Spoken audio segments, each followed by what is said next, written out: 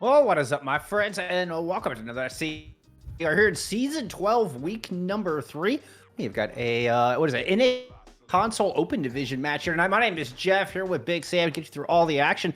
It's kind of an exciting day. We've got the very first day that a Yari is available here in CGL and in comp for that matter.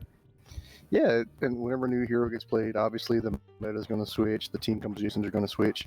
So I'm expecting her to get played, and more or less I'm expecting 3 DPS on the field, for lack of better terms. But it's going to be very interesting to see how she's played in the meta game in these team compositions now, especially with the new patch update coming through today.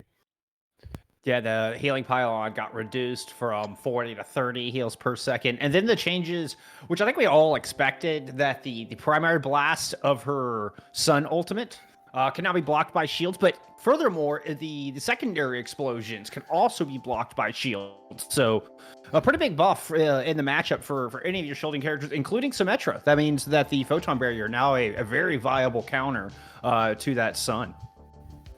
Yeah, that photon barrier is going to be pretty much I picked for to counter her, because that big photon barrier, you can play around it, and if that's blocking that Sun ability, that Sun ultimate, and all that blinding and everything, it's going to be very, very hard for the usage out of that, and they can easily just wait it out, kind of like a Cassidy ult. As soon as the ult goes, then just go back and re-engage. But there are still some mean combos I'm hoping we could see, especially with the Risa in the mix. That's always a fun combo when you get the Terra Surge with the Captive Sun. That one is nasty. Seems to be immediate team wipe. That one's gonna be hard to block even with the recent nerfs. I'm curious to see how Ayari changes the landscape here. Let's talk about our two teams a little bit. We've got Solaris taking on Kaida here tonight. Again, it's a NA console open division here at CGL, and I think we have some rosters. I don't know. We may have some rosters. I'm not entirely sure, to be honest. We will have roster. There. Look at that. Look at that. Asking you shall receive. Our pride is awesome. Next, we got Zyrif and Pyro on the DPS, Raw Dogger on the tank, Amity and Analyst on the support. Looking to see Pyro maybe on the Widow if we do get a Widow map, because very, very good hit scan. Yeah, we got Amity coming in, at least from map 1. Kylo apparently running late, which Kylo previously on Solaris, so I'm anxious to see if plays any part here. But Analyst and Amity both have Ana as their favorite heroes, so looking like we may have double flex supports in for this first map. We'll see if that plays a part. Let's take a look at their opponent. Solaris on the other side. Gonna be led by Little Beboop here, and yeah, showed us some ball on the sheet, and it looks like some Wrecking Ball here. What are your thoughts on the Wrecking Ball, Big Sam?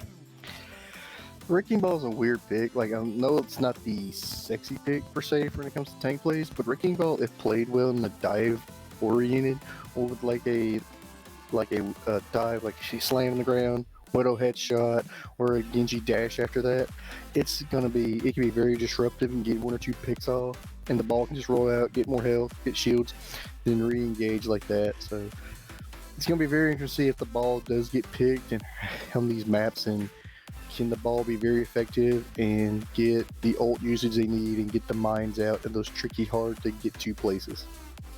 I find the Wrecking Ball pairs pretty nicely with the Yari as well.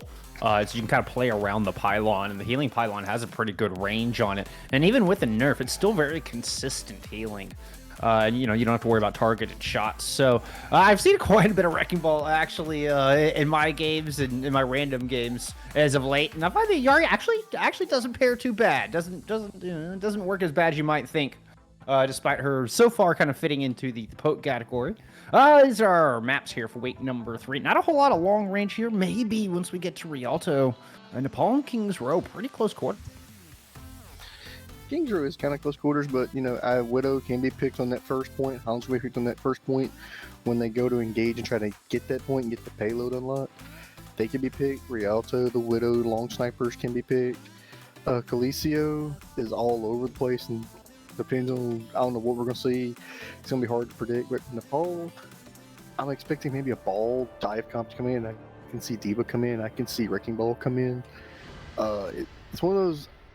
You and I have seen a lot of games and played a lot of games and on maps that we can almost predict anything and everything will be thrown out here. Yeah, the caveat there with a new hero entering the mix can certainly shake things up. We got Kaida taking it on Solaris. Solaris coming in 1-1. Both of our teams coming in 1-1. As a matter of fact, Solaris have a +1 in their map differential, slight edge entering week number 3. Of course, whichever team will come out with a winning record here today, and mid-season tournament is just around the corner, so a pretty important matchup here. As we get map 1 on the way, we're into Nepal, starting off on Village. Round 1. Yeah, and normally when I see these kind of setups, the Ramatra Brawl will beat the Ryan Brawl, but depending on what you think is the most resources from their support is going to. Ooh, well, Raw Dogger stood in front of Pyro and that Bastion for a little too long. Ended up just getting mowed down. I think that was Ruby's Bastion that did the work there. Both teams need to play around those cooldowns, particularly on the Bastion, but Beep has to worry about the Nemesis cooldown as well in that matchup against the Ramacho like you were talking about. It is, and the one thing with me is I've played like Lucio my time. Just to see Lucio go up against a Lifeweaver, because Lifeweaver gets picked very little. I'm interested in how Hannah Banana uses the Lifeweaver in this team composition. Ooh. Hoagie got that Matrix out. Bastion that could be deadly. Pyro's worked around the outside and managed to take them down. The BAP is gone. Ooh, follows up with a nice one kill onto Ruby, snagging them before they are able to sneak away. And Kaida's able to sneak away with the point of already matched the percentage initially set by Solaris. That was a good engagement by Kaida. And then both Bastions are kind of mirroring each other in ult synergy, per se. And that is just a lot of damage, and that Ryan shield slash Ramacha shield is just going to go down instantaneously. So it's going to be which team can put up the most damage is going to determine a lot of these team fights. We're opening a fight here with an artillery strike. A little bit of damage done, but only just slowed down Solaris momentarily, it seems. Kind of stuck behind this wall. They don't want to engage it too hard. Kaida's waiting for it. Here comes the call. Now the Amatrix is out. The Shatter is used into it, but a nice jump from Analyst to get out of there. Beef still looks to be trying to chase him down. They've got themselves stuck in a corner. This Amatrix is still up. Rawdogger's going to punch right through those shields, and the Reinhardt is gone. The rest fall shortly thereafter. I think when Beep did that Shatter, I don't think Beep got anybody with it. No, Analyst jumped right on out of there. Too. Yeah.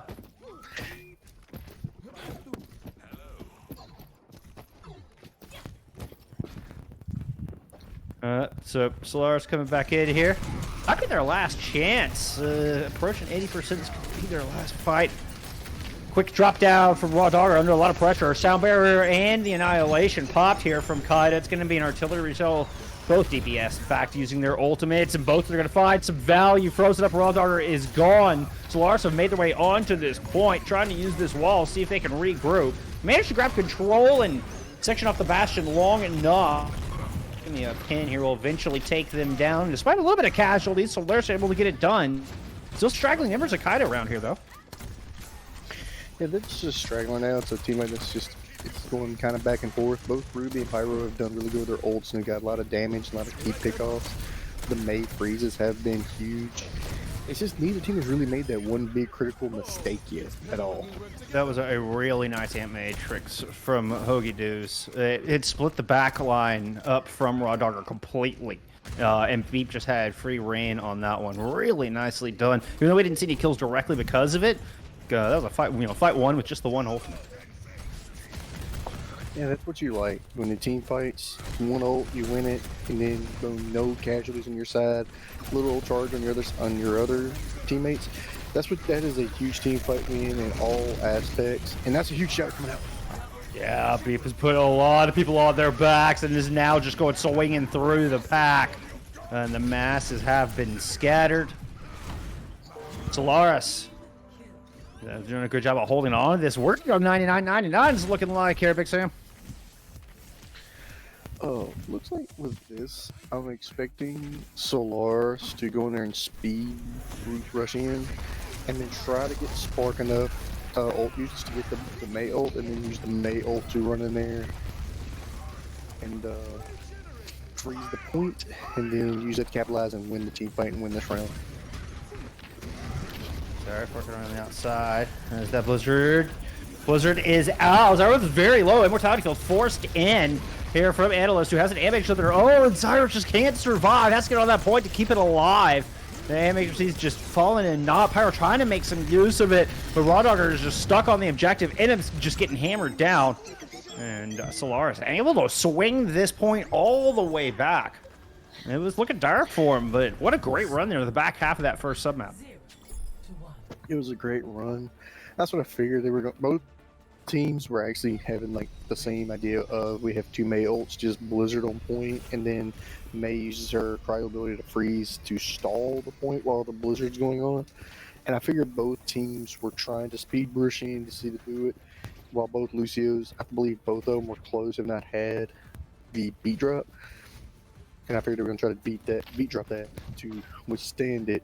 And after that, it was going to be a survival of the fittest. Whoever came out of that was going to come out of that, but there were going to be a lot of casualties. Yeah, and Zyrev had to just run and throw themselves onto the objective to try to keep the overtime going, where Solaris had a little bit more room to play with since they already had control. It was just enough. They could back out, and really no casualties on the Blizzard. And well done. Sealed that one up. Here in round number 2 on Sanctum. Really no change in composition. Pyro on over to a Soldier. Big pin in onto a wall. Nice 1-2 punch here from Solaris. They've got Kaida backed up into a corner, but can't seem to find any final blows. Have gotten some cooldowns out, as a wall will deny a lot of healing, but still, there's just too much pressure. Beep can't get in there and get the swings down. Zyref is able to push back with some low health bars up on top. Kaida finally finds some room to work. Picking up Huggy Doos on the way. And oh, nice wall beep. You're not getting out of there. No escape. Solaris, despite early pressure, dropped here early to Kaida.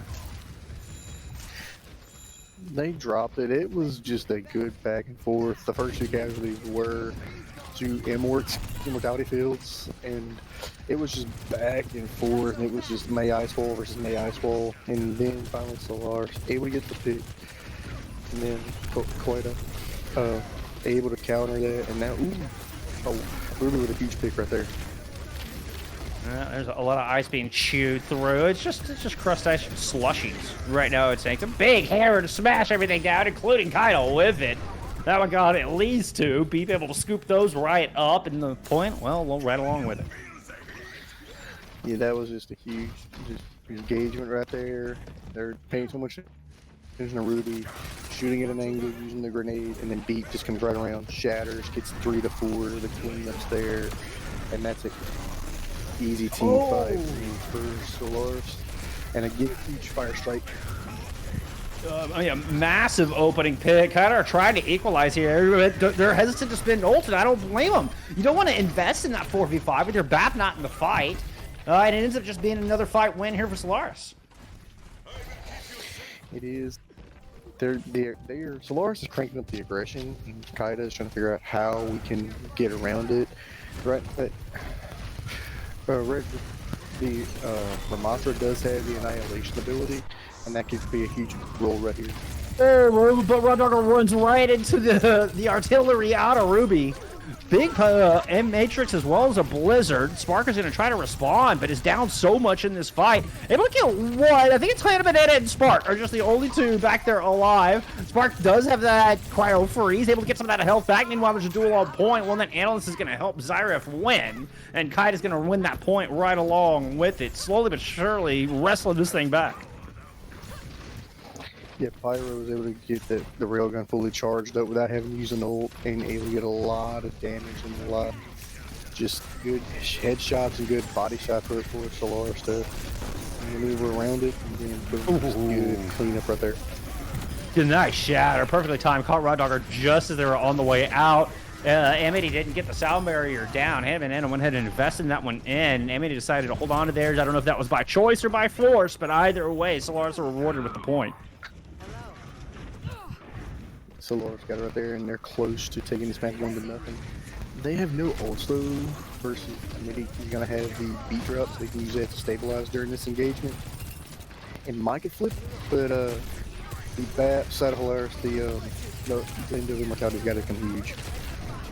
sound barrier here early from Kaida. The fight really kind of before the engagement had broken out. They're trying to move in and take advantage of it. The Matrix in the back is putting so much damage down. Yeah, Rodogger can't even show their face.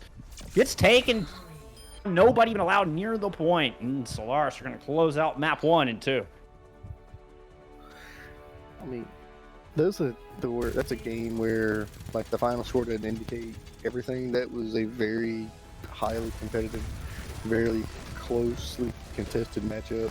Certainly. So it's a 2-0 win, but both teams literally played good, showed signs, and can work with a lot of things. So don't, like I said, this goes 2-0. Don't say, oh, it was an easy victory. No, that was a hard-fought victory. And if that's any indication, we're going to be in for a good series tonight. Yeah, that was by no means an easy victory. I mean, looking at Village, had that on lock. I mean, the first half of that sub-map was all them. So, I mean, they were in control through that, and it took Solaris until the very end. I mean, 93% before Solaris was able to really get control for the first time. They had 13%, but that was just from an early cap. They didn't even win that first fight. So, I mean, it took until 93% before Solaris was able to win a fight on that sub-map. So, it was certainly really close. I mean, the kicker being Solaris were able to hold it for the entire time once they got control. Yeah, I'm interested to see both teams had a fair amount of subs. I'm interested to see if we're going to subs come in. If not, both these teams look very competitive and look very close to each other. So interested to see what comes out this next map at Kings Row. And Hillary, does she come out? Does she get played one of these next few maps? Yeah, we haven't got to see the new hero yet, but hopefully all in due time. Just because I like seeing the new hero. I'm curious to see our players use it, how it's going to get utilized, how it shakes things up. But control probably not the ideal plays. I mean, Yara so far, from my understanding, has been used more in poke style compositions where you've got more room to work. So obviously, control doesn't really give you that opportunity. But there's still more Overwatch to be played. There's still time, Big Sam. We could see a Yara yet. We can. Me personally, on this next map of Kings Row, I would really like to see Widow be Widow. But I doubt we see Widow be Widow. That may be more of a Rialto pick, but I wouldn't be surprised if we got that, or a Far Mercy, or maybe a Mercy Echo in the sky for the first point, or we could just see straight up Rush Brawl. We can see literally anything for Kings Row in this first engagement. Yeah, the Echo has been quite popular prior to the introduction of the new patch, at least over the summer as far as the meta goes, as far as a classic pick on Kings Row, particularly on attack, really good on attack point A for just corralling the opponent. So, I mean, yeah, and that's one of my favorite parts about once you get new patches and new heroes is it shakes things up. And it gives opportunity for teams to try new things, and you can kind of fall in some comfort picks a little bit, as well as finding some creative picks. I don't know if you're necessarily going to see that, but if you will, now is the time. This is when the waters have been shaken up. Everything is set in stone. Looks like we did get a sub coming in. As we're gonna have Charisma coming in to the tank role here for Raw Dogger for Kaida. So it looks like Charisma listed as a Reinhardt player.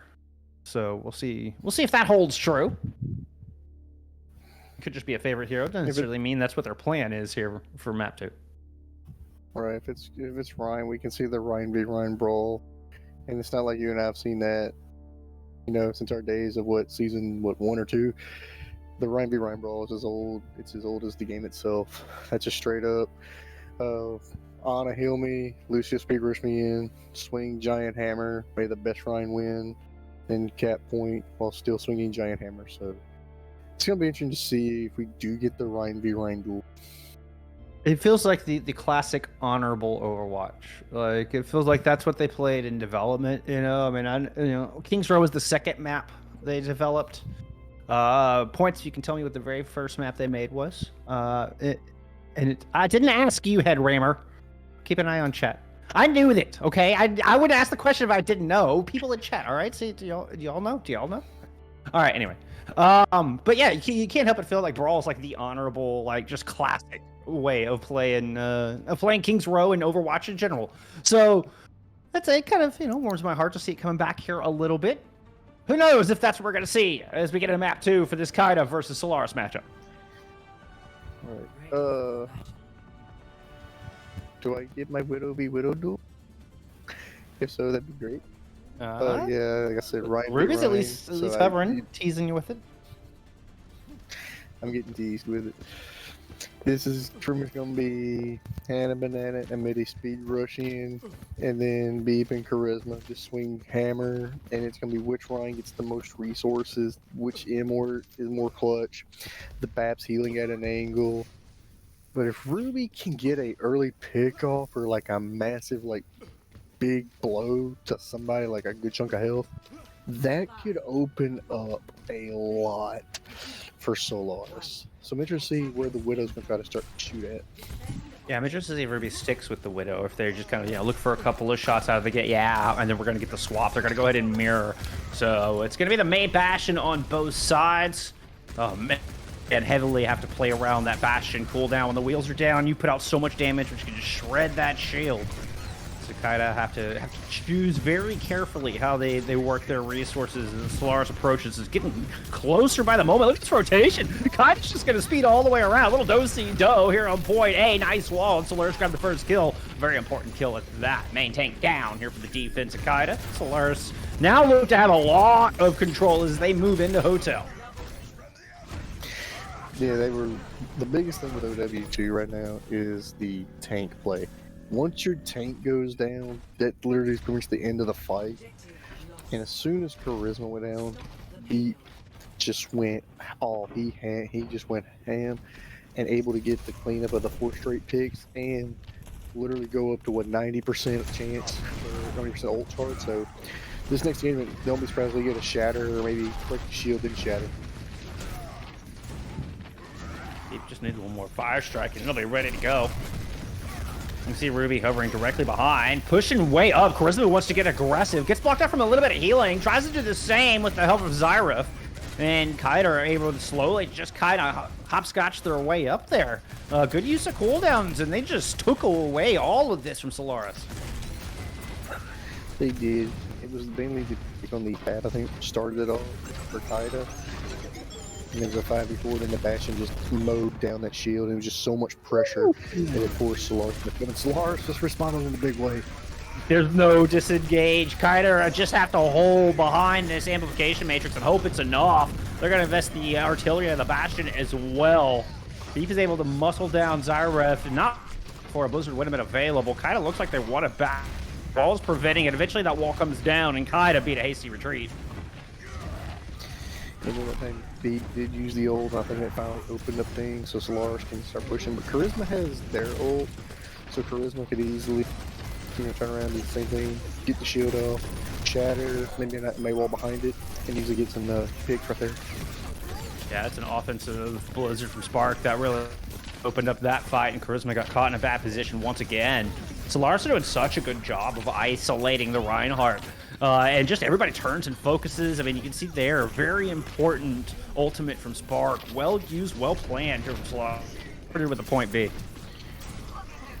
It is, and Spark is getting a lot of good shots in right here.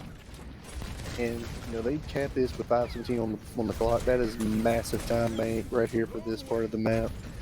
I'm kind of just Zyra where they try to put the Mayax wall at, and do the Blizzard at. I'm seeing how they open this up. Blizzard is out, walls down, so is Ruby.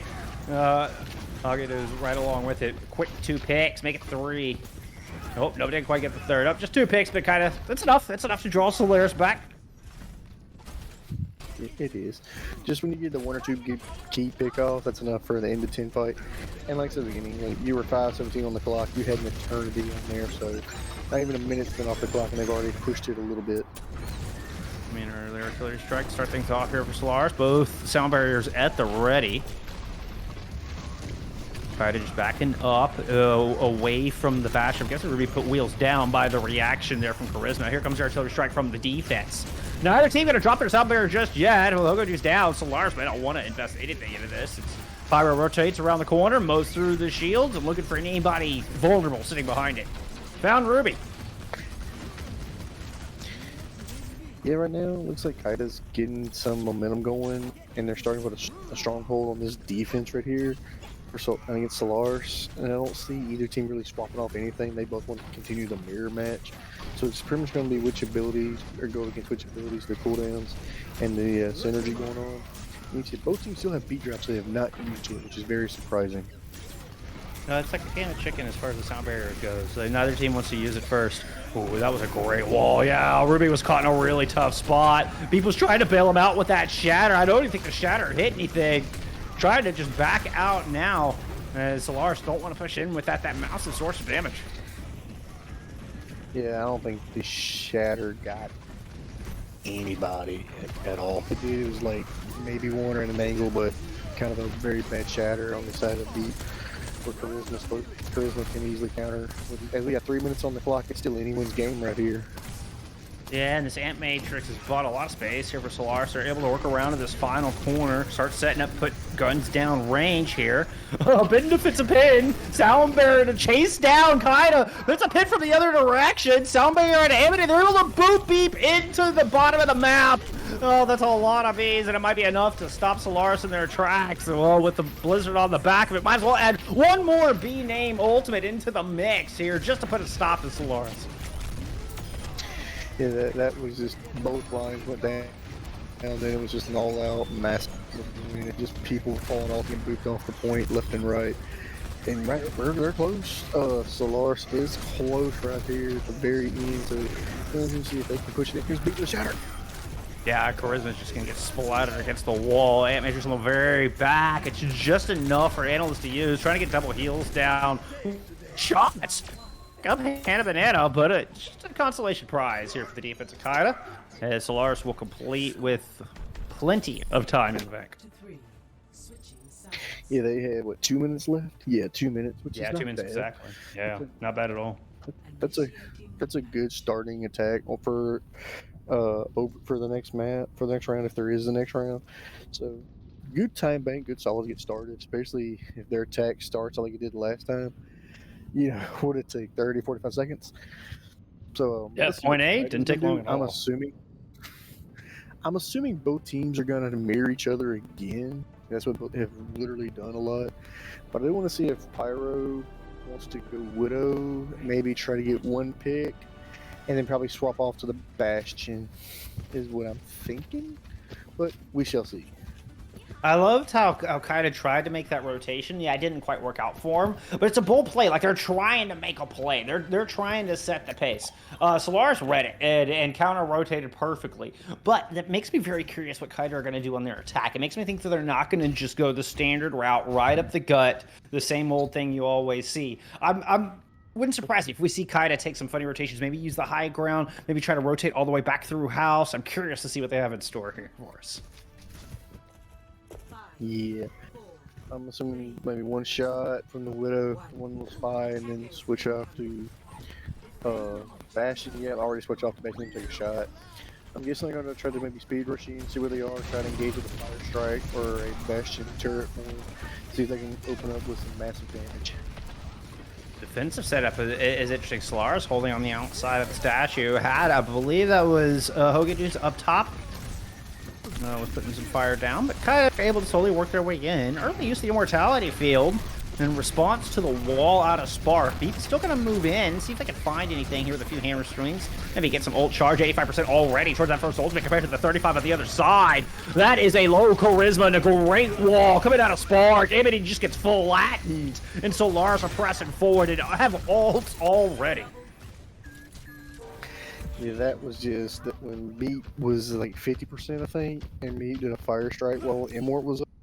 And granted, everybody was healing up, and it's taking them alive. That ult charge just went from like 50 to 75 to 80, like right there.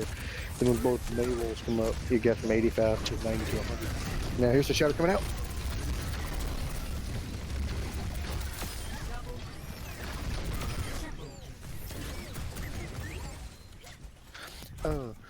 Basically, there's a shatter coming out. Looks like Meat was able to get a lot of them. Ruby's able to get, and that was going to be a hold right there for Solaris.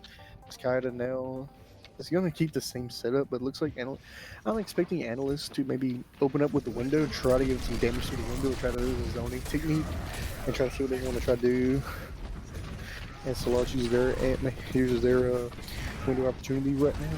It's interesting to see both these teams kind of playing around that and trying to work around a lot of stuff. Looks like the Bastion's coming out, and we'll just get the Immortality. That's it. That was good by Ruby. Good positioning right there. Able to get the turret for him. Able to get some picks coming out. But Kaida's getting picks left and right. Down goes one. Mead gets another one. Sparks using the ult. Trying to freeze everybody in the blizzard. Heals up. Looks like Charisma's still like half HP. And gets 2 picks. Looks like that's going to be enough for them to start capping the point. With Hannah Banana going down right after that. And looks like it's going to be enough for them to start capping. I don't think Solaris is going to be able to come back in and touch. Being a 5v3. Looks like, yeah, that's going to be it. As they're going to cap it at a minute and 28 seconds. Looks like their clock is now at 3:55. And now Kaida's going to start pushing the fail, start pushing it. And here goes Meat. Oh, Meat with a huge shatter. Inward comes in. Yep. Yeah, that was a pretty good shatter there for Vape enough to stop this push here.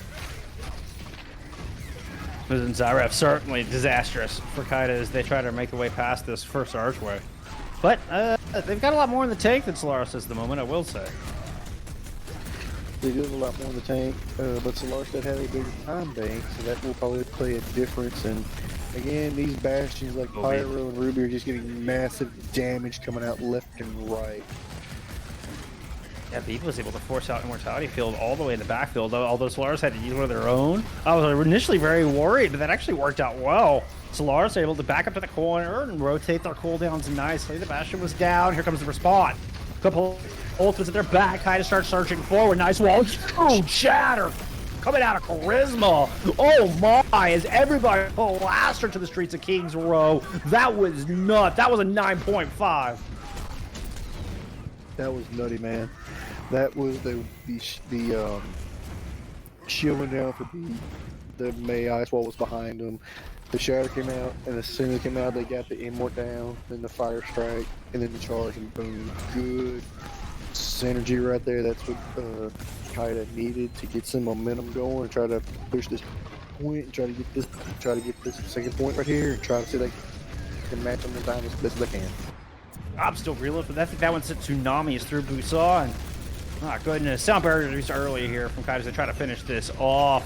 Not able to get the second point on the board. Stopped a meter shy up top. Ruby jumps in with a very aggressive position. Gets punished for it. Very back and forth here on the back end at this point. Important fight, and Hannah Banana, she's trying out, not quite able to do it. Sorry for get that last kill. But the cart is there.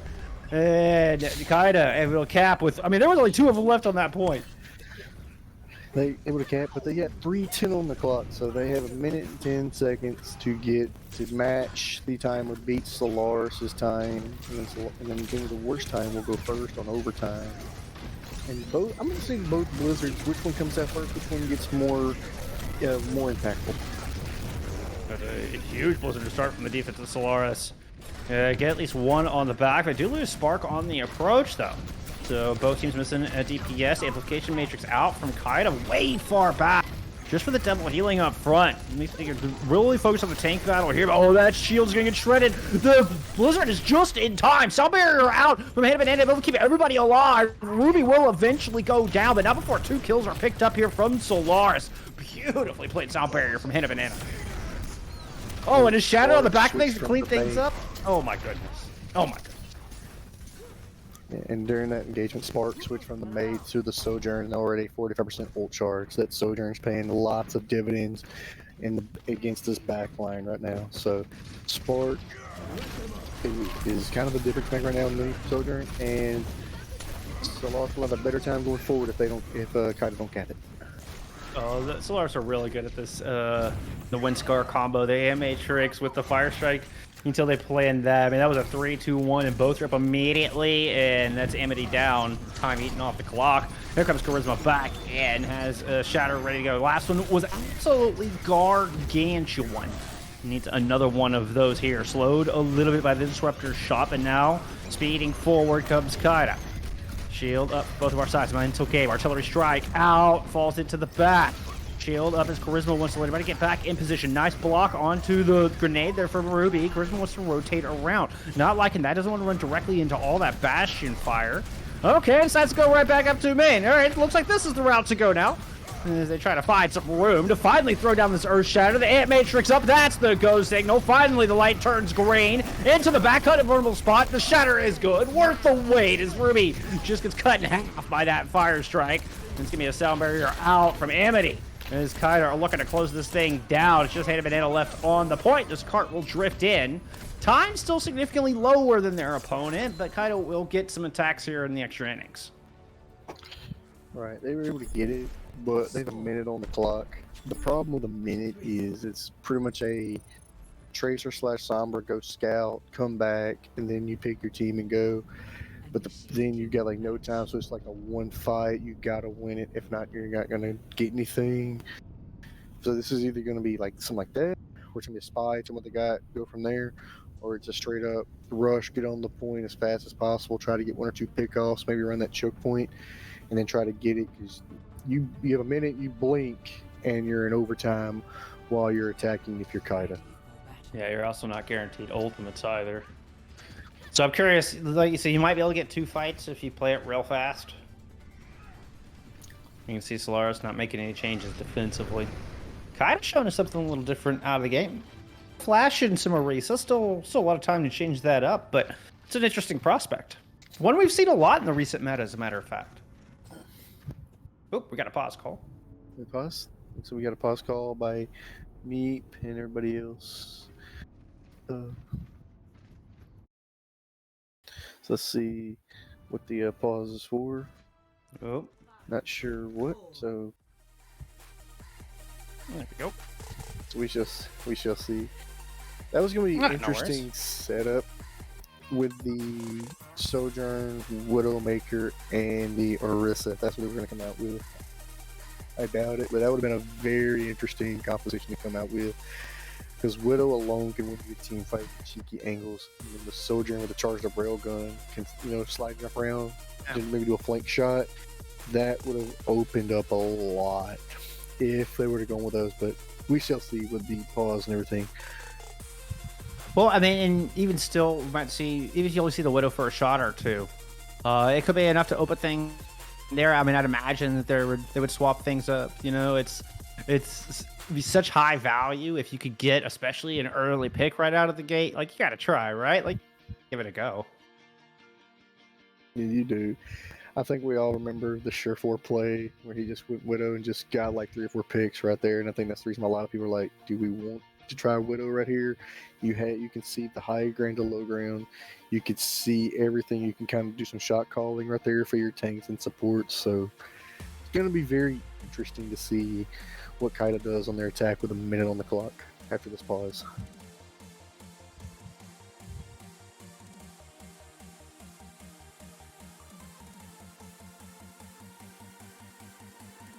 Okay. Okay, let me look at my phone real quick.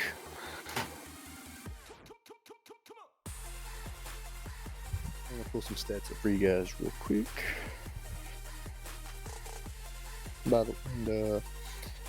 So far, very good competitive matchup with these 2 teams. Solaris is up 1-0, but it's been very competitive on all 3 maps so far. And this will be either a 1-1, a 2-0, a 1-1, or a 1-0 tie. So it's going to be interesting to see what they try to do right here. Oh, where's the Bulls coming back? I don't have a feed up yet.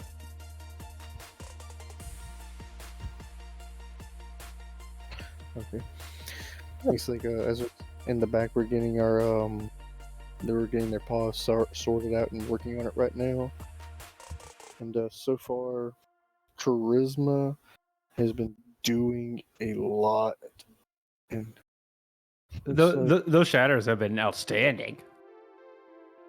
That one on point B, that was one of the best shatters I've seen in recent memory. That was fantastic. Those are the best shatters I've seen in Overwatch too. That was good stuff. That was very nutty. Yeah. That puts a big smile on my face. I want to see more of that. All right, so it sounds like we are geared up here to get back into this thing. All right, just a reminder, we're in extra innings here on King's Row. Kaida with 1 minute, just coming out of the gate. They are going to come out with the this time around. So a little changes there, a little extra health there when she uses her Fortify, but apparently that extra health wasn't enough. Oh my goodness. That Orisa disappeared so fast, Big Sam. It did, Orisa. I mean, Orisa's weird. You played her, she, you know, like one of these giant shields to play around it, and now she's got the no shield at all, like the game shields. And now with 30 seconds left, I might want to stop off this. Zyra really ended with the Sojourner. It's mainly when Pyro and Ruby on the DPS, as the Bash is doing the bulk of the heavy lifting. DPS is missions. Yeah, Zyra finally able to get some work done as they get some angles. It was late in the fight where you can see Zyra bloom. And Blossom may have into a beautiful display. A nice disruptive shot will help finish off Spark here on the back of this. And despite only 60 seconds, Kaida looked like they're going to grab point A. Oh yeah, with those overtime respawns, they're definitely grabbing this. No chance for a recontest. They're going to get some space even. They'll get Bookstore if they want it.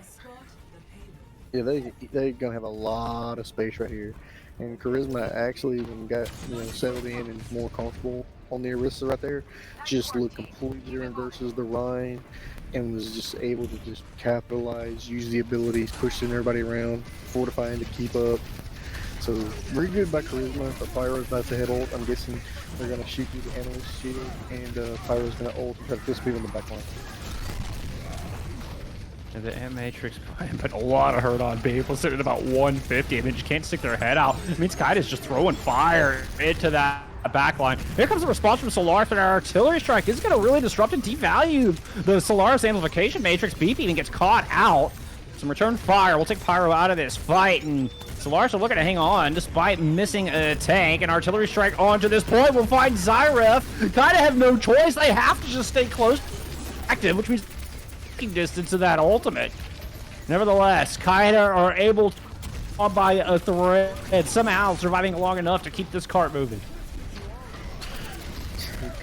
Surviving lots of resources, but that was a huge center.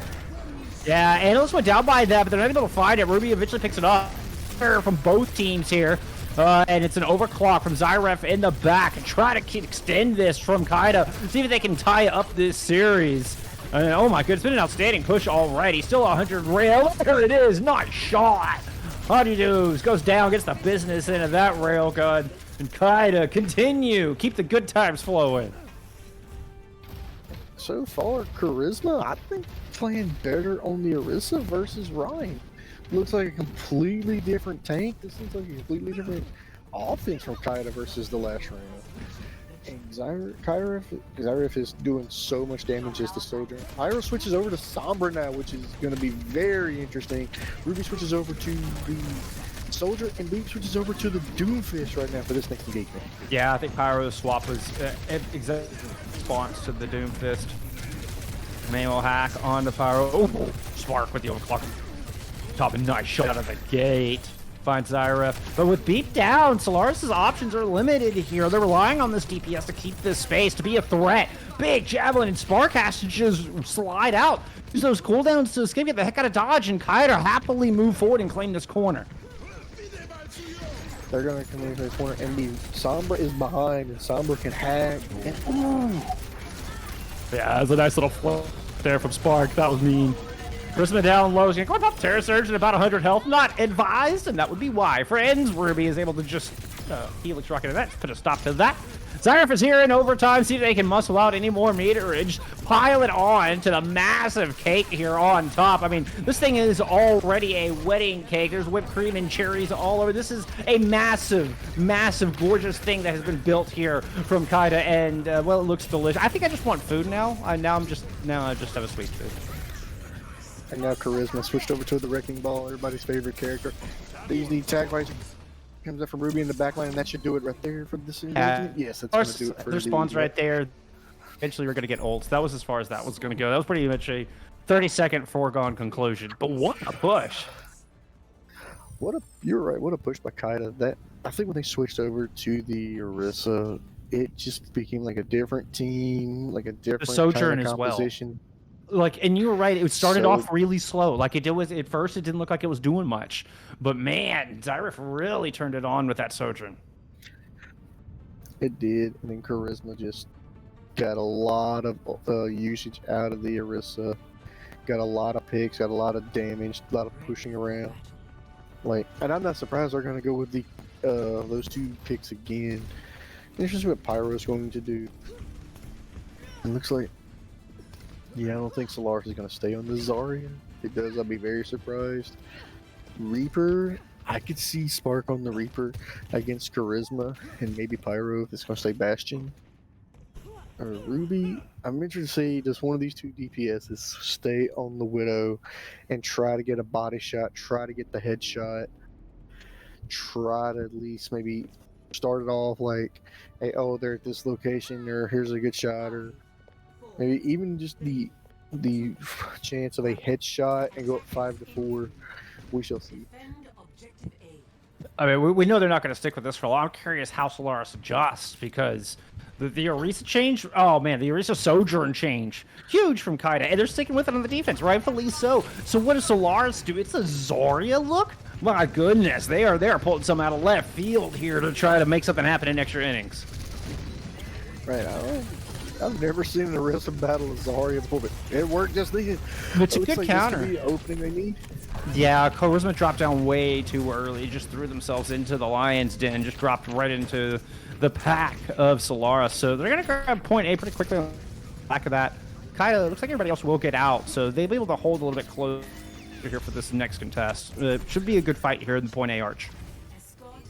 It is going to be a good fight right here, and you see the Zenyatta is just doing a lot of damage in the back, but when your tank goes down, it's going to be a lot harder to push. And there again with the Soldier and a huge pick off right there. Now Charisma switches over to the Ramattra. They're going to try to do the Ramattra Brawl against these guys. Now Maxing does go for Ramattra Brawl. You know, they say flattery is the excuse me. They say that imitation is the highest form of flattery. That's what I'm looking for. I almost had it backwards. Solaris trying to pull out Kai's comp. See if they can beat him at their own game right now. 75 to a rail, or at least to that overclock. Excuse me. Ruby sitting back. Give it a fight. Zyraf with that shot. Move up, and here comes Solaris with a +1. They're gonna surge forward, bust through, and find Charisma with another great shot from Ruby. And it started when Ruby got Zyraf. And it has a good Discord damage too on top of that with Honey Doggy Dudes. And that's going to be very interesting if the Discord stays. Like, those tanks or like the Bastion's not going to stay up at all. You've got to have their shields. This is going to be 4 going on 5 Ultra Solaris. This is going to be a long engagement, long team fight as this card's steadily getting pushed. Start from Pyro. Ruby opens things up with another good kill. Zyraf goes down again. Still has more to work with. Puts another good shot to Charisma. Charisma just has to put those arms up, trying to block for dear life, but just damage from all directions and gets battered down. And Solaris make their way into the Foundry, and suddenly this is looking a lot closer. It's looking a lot closer, and they're going to cap it. And Spark switches to Soldier as they use the 4 ults to get it, but they have the Annihilation. And the Annihilation can win you a team fight by itself. Use it as a zoning taking tool.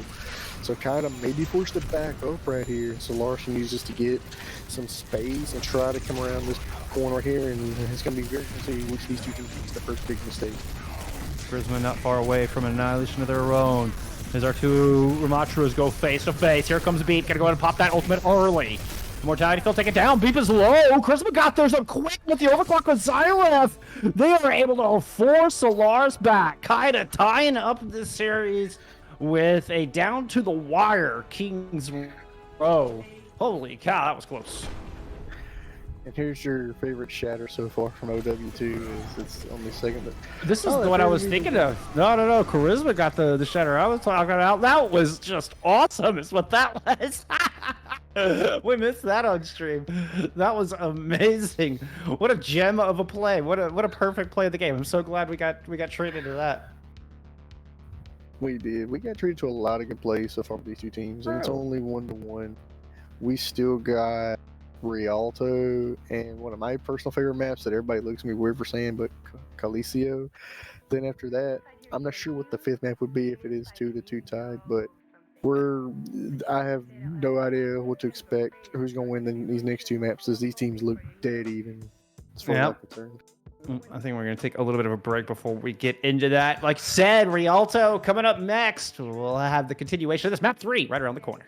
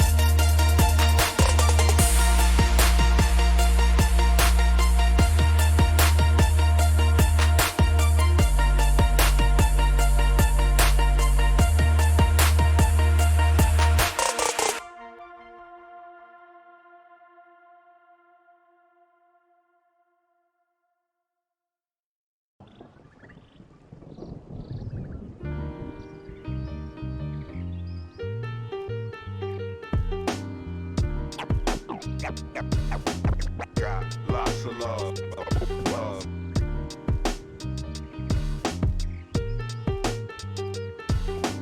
Got lots of love.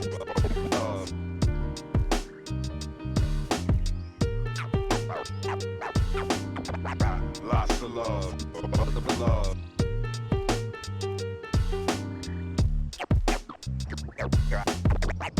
lots of love. Got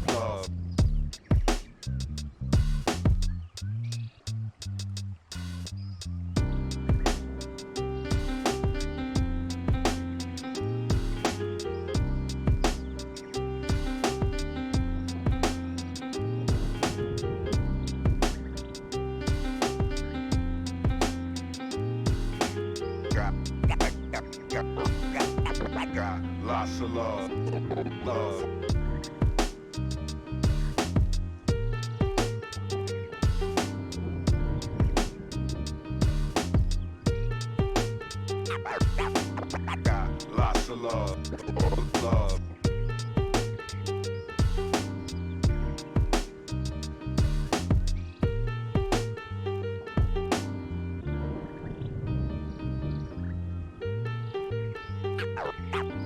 Got lots of love. Got lots of love.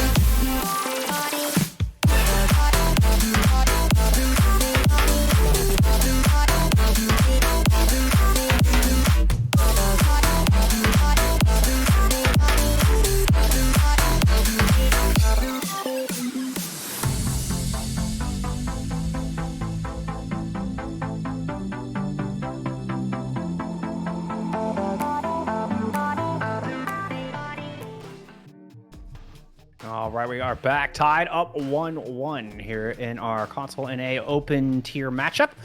Solaris, you know, almost got match point there in extra innings, the very back of the Foundry of Kings row, but Kaida stopped them short.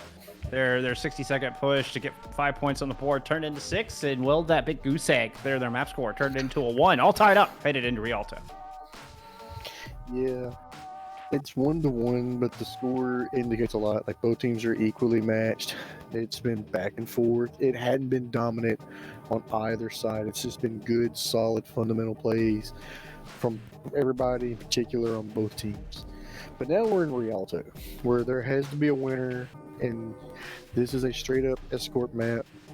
This is the normally usual Widow, Hanzo, Sigma attack, and the defense tries to spawn camp to kill as much time as possible. So I'm going to be very interested to see what these two teams are going to pick coming out of this, with it being 1-1, and which these two teams will get the momentum ball rolling and help them get this win and go up 2-1. Yeah, I'm curious if we're going to stick with that poke style composition.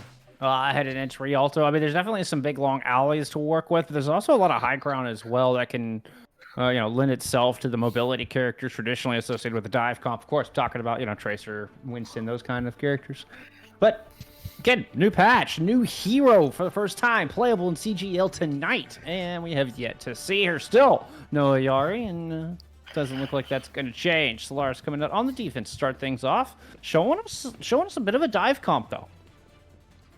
They're showing the dive comp with the Wrecking Ball and my personal favorite hero, the Brigitte, from both sides. It's going to be very interesting to see. I really want to see Ruby on the Widow open things up, because the Diva's going to have to dive the Widow, and the Wrecking Ball is going to be diving the Ana and Brig in the back line. So it's just going to be a massive brawl, like back and forth, trying to see who one-ups who. Yeah, it could be a race to see who can kill the other's back line first, and then make it back. It makes the survivability and sustain really important. Might give Amity an edge if that ends up being the case against Beep, who is on the outside looking for perhaps put somebody in the drink. Nice whip shot, and Pile Driver gets zilch. Kaida slowly but surely, comfortably make their way across the bridge. Another good boop, and Beep is slowed down. That momentum halted. Meanwhile, Spark loses the Tracer duel, and Kaida just seemed to be strolling through these first couple of quarters. Yeah, they seem to be strolling right through, and there's the hack on the Wrecking Ball, which is not what you want if you're the Wrecking Ball. But Ruby just really doesn't really hardly anything right now with the ult charge. So I need to see Ruby try to get a pick or try to get a nice body shot on, try to get something going as the Widowmaker to really open things up for Solaris if they want to defend this. It does restrict how much Charisma can get done, because Amity can't stick their head out of fear of just getting taken right off. So just limit some sidelines of your supports, which limits what your tank can do, and Charisma's feeling that right now. I think overextended a bit. Loses that mech, gets out of sight of the supports, and Kaida gets slowed to a halt here. Another one of those Tracer duels. Spark's going to back out of this one. Ruby here on the outside. You can see has a great LOS all the way through this high ground. That is true. This one is Widow. You want the LOS. Spark has the Pulse Bomb. I think this Pulse Bomb is pretty much going to go on Diva. May go on Ana, but I think mainly going to go for Diva. Nice eat! Charisma ate it up. He just read that one like a book. Spark has to just retreat to the high ground and poke from a distance here. Just a little plinky from afar. Up top they go. Nice little collapse. Finds Zyrif and looking to punish the supports here. Charisma moving and trying to drive Spark. Oh.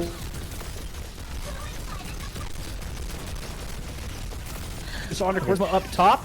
Oh, and looks like my head's coming out. Look at you have to take over big. Oh, here we go. My feed's back. All right, we got it back. We're good. And we come back, and Charisma has a pair of kills. What do you know? Yeah, Charisma.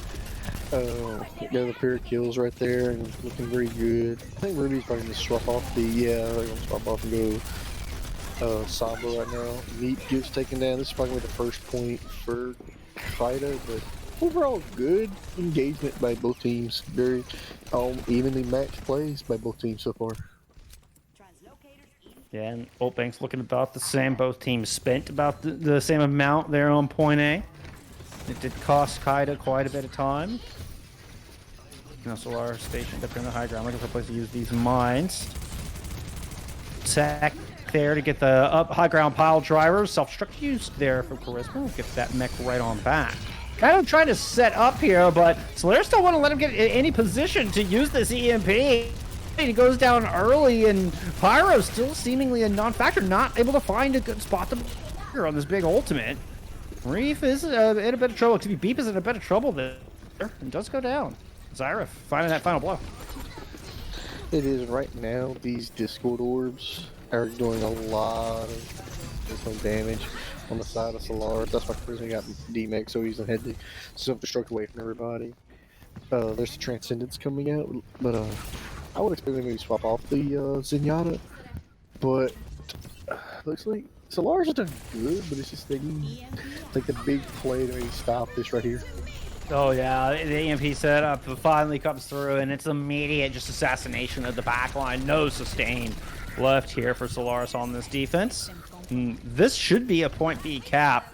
It still might take a minute. I feel like Kaida can hold the archway here and not let Solaris in. Ooh, a rally? Yeah, they can. Yeah, the rally is exactly what Solaris needed, and they're able to just kind of brute force this thing open. Kaida not able to hold the choke as well as they wanted. Ended up making a trade there for the Brig. Eventually, people go down, and I think that's going to start the demise of Solaris on this defense, particularly with Charisma having that self-destruct by another mech. Right now, Kaida looks like they're in complete control of this game. Looks like they know what they want to do. Look, Neat switches over to the Ramatra.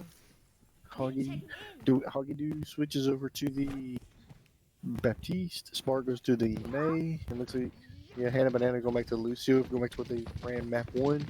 So try to maybe stop the bleeding right here, so to speak, and try to get on their feet and try to start getting, get a team fight win and try to get some picks going. Nice EMP out of Ruby to start things off. Just melt him. Perfect priority target. Waited just until Kaida started to commit before they dropped the EMP in the back. Let's see Ruby with the final blow here. Spark on to this newly swapped May, looking to hold the stairwell. And Ruby switches over to a I think Sojourn. So now there's gonna be a lot of damage coming from the back line as they can, slide left and right across. And Charisma's back on your favorite hero, goes back on Mirista because it worked so well last time. It did certainly work well. Spark holding down fourth there. Charisma able to use the javelin spin, work their way around to this corner. Doesn't land the spear itself, the energy javelin itself. Work along the outside, moves into this hallway, try to avoid some of this damage. Had Pyro in there, who's 80% towards this next EMP. It's exactly what Kaida need to break this thing open. Especially with that kill on the Beep. It's good, but they lose 2 members immediately following. And it started off so well for Kaida, but they end up in front of that Ant Matrix for way too long. They're way in front of that Ant Matrix, and now it's going to be open up for Kaida. It looks like, unless Ruby can get a massive pick off of the fully charged railgun, I don't think really nothing is going to maybe stop this. I mean, there's only 3 people here from Kaida, I'm pretty sure. This was a 4v3, and Kaida still managing to find kills. Solaris had the player advantage and the spawn right here, and they fumbled this back. Somehow, this one just slipped through their fingers. They underestimate Kaida's force to punch through this, and surprisingly, Kaida finish with quite a bit of time for Rialto. I don't think of people finishing Rialto all that much. To finish with 76 seconds, I feel like that's a lot. It is a lot right there. To be, just be honest with you, the minute 16 is really good. If Spark had to have lived through that ult, and even just a slither of HP, or could have made ice walled and then froze and woke up, you had the blizzard, and nothing could have eaten the blizzard. They could have stopped it, and that could have stopped Kaida. That could have stopped Kaida's push, but what coulda, woulda, shoulda. But overall, I want to see what Solaris is going to come out with. I like the Wrecking Ball, but it didn't really work effectively, so I would assume they go either back to a Rhine or to a Rhine Ray Ramatra and try to do a brawly stuff like that. Kaida sticking with the dive here on the defense. It certainly worked well for him. Just a little old widow FR in the chat coming out of Pyro. Just up close, just playing some mind games. Can perhaps hear the footsteps or heard a grapple to get up to the top of the stairs. Pyro keenly aware. And letting Ruby know as much.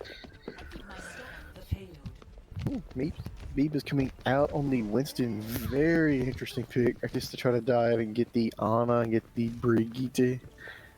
Would be my guess. And looks like we're going to get the Sombra Widow duel maybe in the back. I think Ruby swapping. Yep, Ruby Give me a Sombra duel. Sombra. Oh. That wasn't so much of a duel as it was just an absolute owning, a decimation, a show of dominance. They're out of Pyro. What a start here for their defense. And Ruby was in spawn and head. He was gaining health like crazy, so that was very good headshots by Pyro as the Sombra. It looks like there's no swap right now. Both teams, except for the tanks, are mirroring each other. Charisma holding down the high ground right now. Yeah, okay, it's got to be careful about pushing in. It's not too bad, but you can see how they get out of the line of sight of their Ana here. And Charisma's anti now, trying to back up and fight a little bit of safety. The anti will fade. Charisma decides to go and push in, put some pressure onto the supporters. Nicely done. Hannah Banana gets stuck in the corner, and she's taken down. Charisma follows it up with another. Now shotgun's turned onto the Winston. And I'm not sure Beep has anywhere to go. No, Beep had nowhere to go.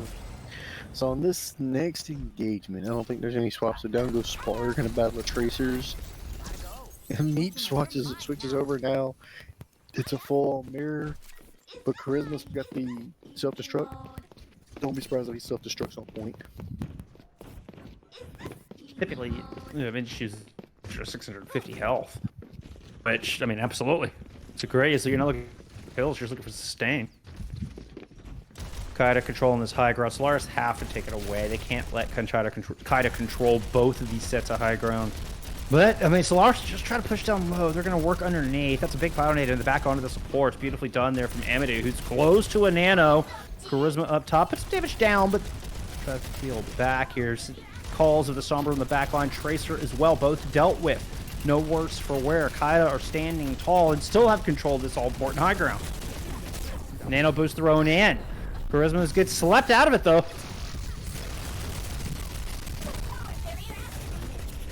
Looks like the Nano Diva got nothing, so it's a very good defense right there to get nothing out of the Nano. If you can get Nanos out of your... Oh, it's a huge EMP. Catches 4. Nano thrown on to Beat, though, to try to bring this thing back, but Nanos is able to get one. Spark finding him with the flail. And unfortunately, it just means that Solaris don't have anything left in the tank. Beat going for a swim.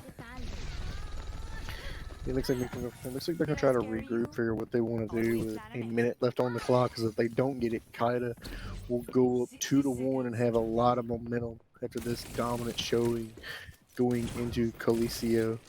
But I think Meep's gotta just open up with the self-destruct, maybe try to get something going, or maybe try to brig rally and try to get a lot of shields and just try to somewhere on brawl / dive it out and try to get 1 or 2 picks, try to get some momentum once you need at that first point.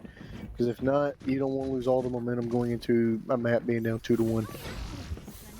Spark has been able to send both DPS as Solaris regrouped here to try to push through and get past Zyra and Pyro. We're looking to swarm. Neither have ults. It's Ruby who's looking to set up for this EMP.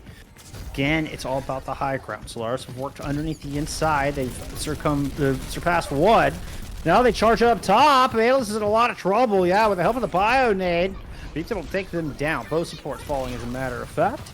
As the EMP was indeed used. And in these final seconds, a rally is popped here from Solaris just to make sure they have a shot of completing point A. Not even guaranteed here, Big Sam. It's not, but Meep does have the ult, so if you need to self-destruct on point to force them off, that's going to be your best bet. But Pyro's got to hack the Diva from the self-destruct if they want a chance to win this and go up 2-1. That's a huge pick on Hannah Banana opening up this engagement. Yeah, I mean, the hack onto the Briggs, a good start. Ruby, able to equalize, turn it back around the other direction. Pyro in the back, 95% to that EMP, has to translocate out. Solaris having 1.77 meters they need to get through. They've got to keep their run alive. Hogadu has to stay through this. Ruby's able to send Pyro away and beat Sin's Charisma packing. They managed to protect the president. Hogadu stays alive and is able to keep the rest of the team standing. Oh, but no. Kaida has managed to claw their way back. Solaris is letting this one slip. The rally is out here. Eventually put to rest here by Bait. Now it is Pyro or Zyrev that moved on to the point. Pyro down with an EMP ready to go. And Hogadoos goes down. Solaris had this thing wrapped up, but Kaida just will not die. Very persistent. Tenacity in spades. Kaida will not give up on this map. Kaida will not give up and steal anyone's map, and looks like this will be. Oh, this is done. This is dusted. That was back and forth. At the end, Kaida had a nasty nade that got 3 of Solaris purple, and they couldn't heal. And I think the Sombra was at like 50 or less HP. Tracer was 50 to 75, and the tank was like 150 to 200, and there was no supports there, and they could not heal. Right. So that was just massive nade on the defense, which made Kaida win and go up 2-1 as we head into Calicio, our push map. Yeah, we were talking about at the top that this isn't the normal starting lineup, support lineup for Kaida, but analysts have done a phenomenal job here. They both listed as flex supports, but you wouldn't know it. Like, both look to be very comfortable in their roles. The nades, those nades have been spectacular. It's well done. Kaida bringing it back after dropping map 1. Now sitting on match point as we head into push. I'm expecting maybe Ramacha v Ramacha Brawl or Ryan v Ryan Brawl going into this next map, but we shall see if there's any substitutions or anything. I mean, it's now Kaida have proven their dominance both in the brawl compositions as well as the dive compositions. And Coliseum, I think, has a little bit of room for both. I mean, it's brawl is good in that neutral area underneath the archway, but once you get past that, the real war of this map is fought trying to move past the high ground. And that's when things get really tricky, and the brawl can really struggle to close that distance. It is, and with the high and low ground, easily see a Symmetra come out. You could see an Ashe come out.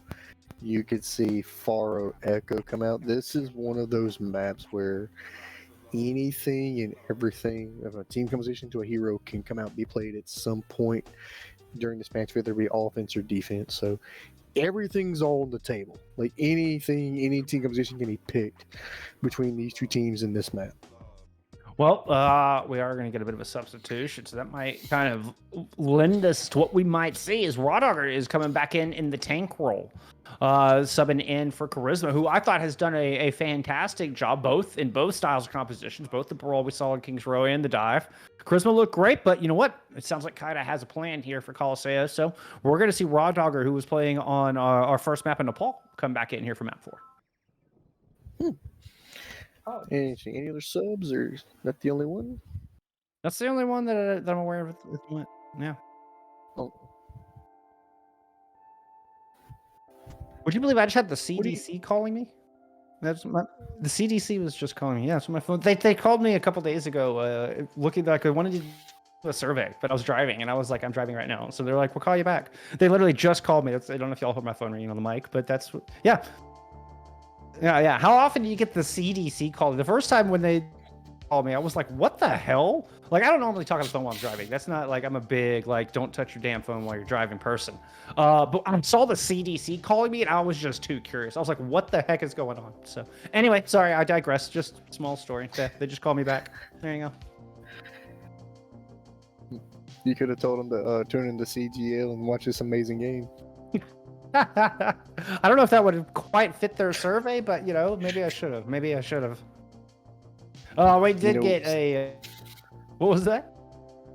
I was gonna say in CGL, we do like when our streamers watch the stream. We do like the comments, so we do appreciate all the guys watching, regardless if you're in a EU, PC, or console. We appreciate all you guys watching. So thank you guys for Absolutely. watching the game so far.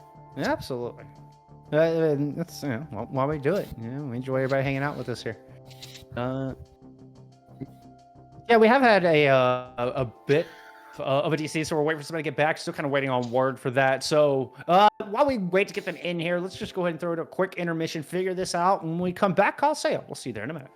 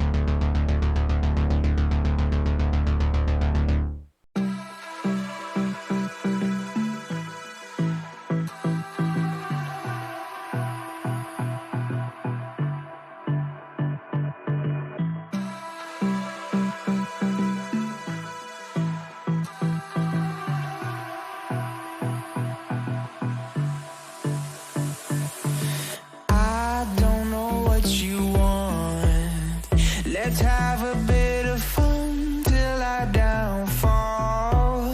My love, if you feel like I do right now, don't say you're on the run to the other side, my love.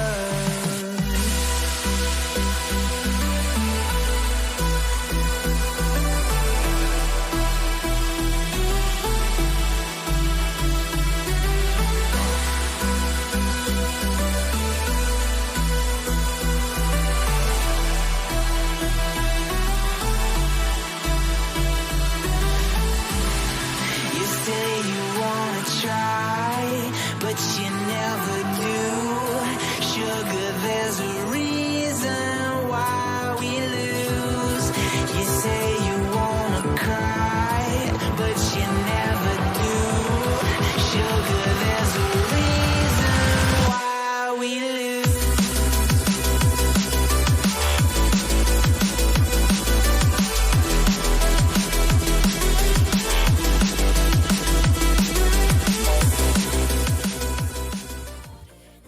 All right, we appreciate your patience. I think we finally got everybody back into the lobby, ready to hit into map 4, heading into push, heading into Coliseum. Kaida up 2-1, as you can see in the bottom right-hand corner of your screen. That's both Escort and Hybrid going their way. Yeah, the first map, Control could have gone either way. It was very highly contested, and this could be quite easily 3-0 Kaida, but it's 2-1. So far, both teams have looked exceptionally well. And on this particular map, this is a weird map in where you could see Brawl, you could see Dive, you could see May Reaper come out, you could see Sojourn Tracer come out, Pharah Echo come out with a Mercy. It's one of those, you can see Brawl, Dive, you can see a little bit of everything. Kaida's definitely showing us a little bit of everything at the moment. I don't anticipate this will stick. I make no judgments based on this. There we go. We did have Raw Dogger subbing in for this map, just to refresh y'all from before the pause, coming in for Charisma. Charisma did a pretty darn good job the past couple maps, but listen as the Junker Queen Specialist, Raw Dogger is in, and indeed, the JQ is on the battlefield. Oh. Looks like we're going to have a restart on this map, as somebody didn't make it into the game itself. Somebody was still stuck in lobby as the game launched, apparently.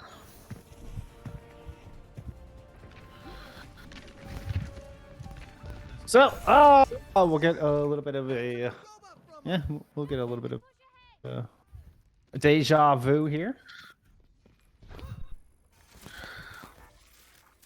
Good. Oh, look, behind the scenes. Hey, we do actually use a normal load screen, just like everybody else. Hey, there's us. Hello again. Did expect to see you also soon.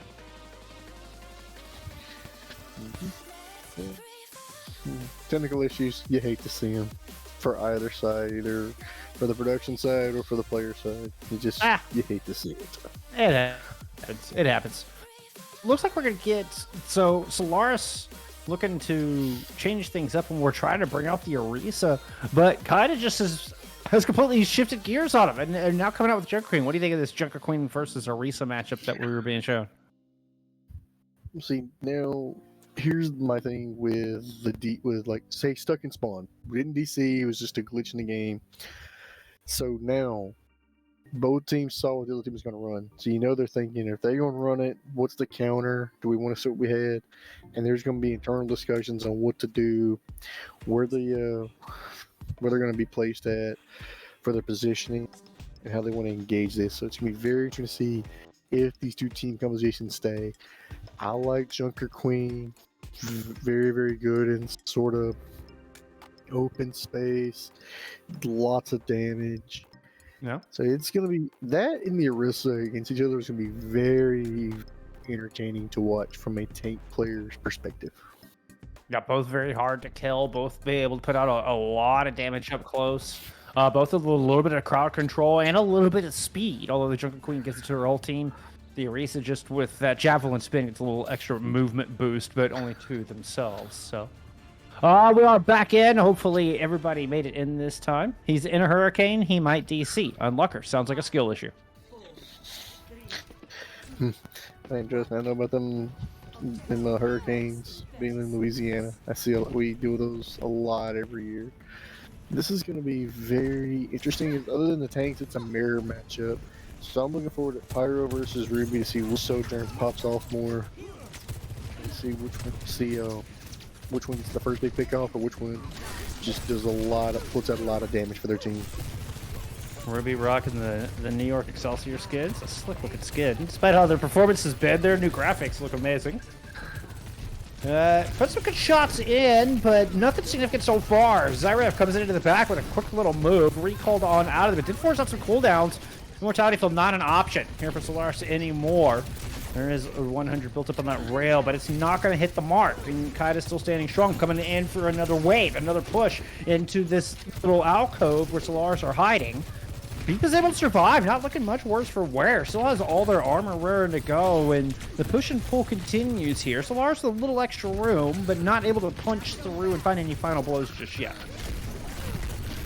Not yet. I think they're going to open up with the Ant Matrix right here is what I think they're going to try to do. Never mind, Ruby just went down. That's probably going to be a good opening for them right here. Yeah, it took. I think it was the third attempt from Kaida with one of their kind of dive surges as they push forward. But they're able to find one. Now Beepa's stuck in a corner in a little bit of a difficult spot. And it's just getting run back. Sow barrier was used to keep people alive through that. Able to spot and find Zyrev. Solaris picking up a pair. And are able to start pushing back forward and drive Kaida away. Yeah, that was good engagement there, and it was back and forth. And so far, from what we've seen from these teams, the Orisa seems to be working. Both Pyro and Ruby have gone neck and neck right here. So it's been very highly contested, very much back and forth. And anything you can do, I can do better. And they're still trying to one-up each other. I think this pulse weapon spark's gonna open up things right here. Oh, Raw Dogger's able to pick up a pair while Beep is using their Terra Surge. Kaida throws in a late sound barrier. I'm not sure they needed it. They were up big in this fight. Beep is going to go down. It will ensure a flawless fight win here for Kaida. But man, Raw Dogger opened up with two quick ones. Didn't need to use their ultimate, that's for sure. Held onto that rampage. Yeah, I don't think Amity needed to use the beat, especially if the 3 went down. But, you know, it is what it is. I would have saved it for Ruby with Ruby Pop's ult. But going forward, I can see the Junker Queen ult, especially like straight in front of like the Lucio and then Orisa, doing a lot of damage and a lot of anti-heals. There's the overclock. It is out. Quite some good shots, but the shout from Rodhogger got everybody away. Just enough health to survive through that. Ruby down to as low as 5 health. Picks up a little bit more. Immortality Field to keep them up as they move back into a position, put some shots down on Rodhogger. He's going to fall. Kaida now kind of stuck in an impasse here. Zyrev says, I'm not stuck. I've got blinks. I'm out of here. Analyst, well, they have to go back the hard way. Ooh, nice leg pick from Pyro. Good shot. They're trying to open up right here. And the Orisa's trying to get that ult. Oh, it does get Pyro in the spear. That's awesome. That was nutty. That was cool. That was cool. What a shot. What a shot. What a shot. Hats off to our camera crew for that shot, man. That was nutty and wild. I've ever seen. And these two teams are getting trading blows back and forth. It is going to be whoever has the bot last will probably win this game. And this pulse rifle Kaiser's got to confuse. I think it's going to go in the tank. May try to go in the Lucio, but I think it's going to go in the tank. Ruby goes down up front, sitting in front of the amplification matrix. As that starts to fade away, Kaida are going to turn the corner with 3 ults in their pocket and a 5v4 in this fight. Solaris backing up quickly. Immortality Field has to be thrown on to Beep. They're able to get some heals, just enough to get some armor back. Still haven't really found any leg to stand on, though, as Kaida continue to march their way through the arches. Spark gets punched in the back of the dome. Nice anti, and Beep goes down. But in the meantime, well, Solaris have been able to collect back, and it's a 3-2 trade favoring the team in blue right now. And yeah, it's going back and forth where it's just, you think they're good, you think Kaida's good, and Solaris pulls some plays out, gets some picks, and starts pushing the pick. And then you think Solaris is good, and then Kaida does the same thing. it's like they're both like the synergy between these two teams is really, really good, and it's really showing right now. And they're still just evenly matched, even as these guys are playing in a hurricane and bad weather. It's still just it's anyone's game. Whoever's got that bot last might win this game, might win this round, and we may or may not go to a map 5. Ruby played down low, trying to keep the long range debate. Goes to the high ground, pops the overclock, and here comes Beat pushing through the middle to force him into that line of sight. Lands one shot on a Pyro who has an overclock of their own. Analyst down low is going to pull them back. Ruby doesn't want to get too greedy. Rotates around, lands the headshot, follow it up, gets the body shots on the Pyro. In fact, there's a headshot to take him down.